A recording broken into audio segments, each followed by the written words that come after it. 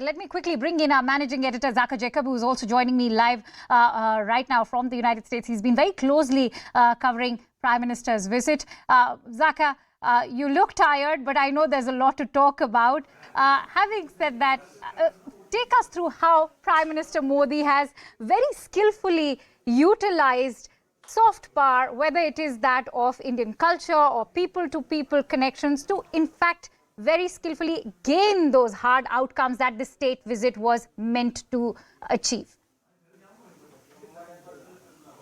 Well, let's talk about those hard outcomes. Of course, the jet engine deal is being talked about, Predator drones are being talked about. Those are, concrete outcomes of this visit. While you see the pomp and the ceremony and the grandeur and all these luncheons and dinners, right, where, there's a lot of words used to describe, the future of India and US relationship, the bonhomie, the friendship, and the limitless potential and all that. I think underlying this visit is a realization, both in New Delhi as well as in Washington, that these two countries need each other. The world is changing. It is rapidly evolving. You have the Russia-Ukraine war on the one side. You have an increasingly assertive and aggressive China on the other. And whether by the consequence of this war or otherwise, the fact is that Russia and China are going to be seen as a camp. And you have this other camp, which is the United States and its NATO allies. The war in Ukraine has been going on for the better part of the last year and a half. But if you actually look at it, which is that country which can act as a counterbalance to China, a country which already has its own set of troubles with China, and a country that economically, militarily, in the long term, could potentially challenge China, and that is only India. So I think for both the United States and India, the big underlying theme that will emerge out of this visit is whether it is in the field of space technology, in the field of defense technology, even in something as simple as, opening new consulates, making consular access easier for their citizens. The underlying theme is going to be that this relationship, both of these countries, their leaderships are invested in each other because they need to.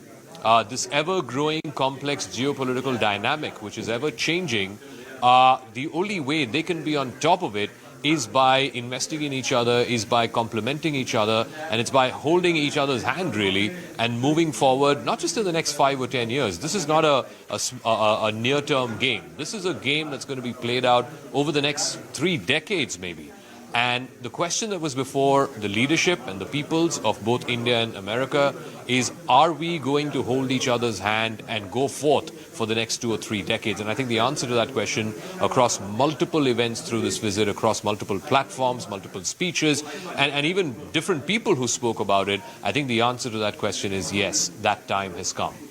Absolutely. And when you say that time has come, is there anything right now that is limiting US-India relationship right now, even if it were to counter China? Because remember, so far, the US-India relationship was one that was also accompanied by a great level of skepticism.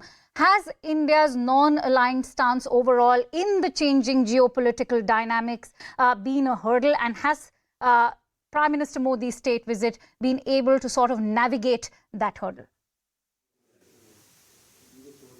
So if you speak to, let's say a Dr. Jaishankar or anybody who is sort of helming Indian foreign policy, they would say that, we left non-aligned back a long time ago. So then if you ask them, how would you describe India's foreign policy right now? The word that they prefer is multi-aligned or multipolar. So for example, that means that India and the United States can have very, very deep engagement, but at the same time, India will take a differing position on Ukraine. India will continue to buy Russian oil.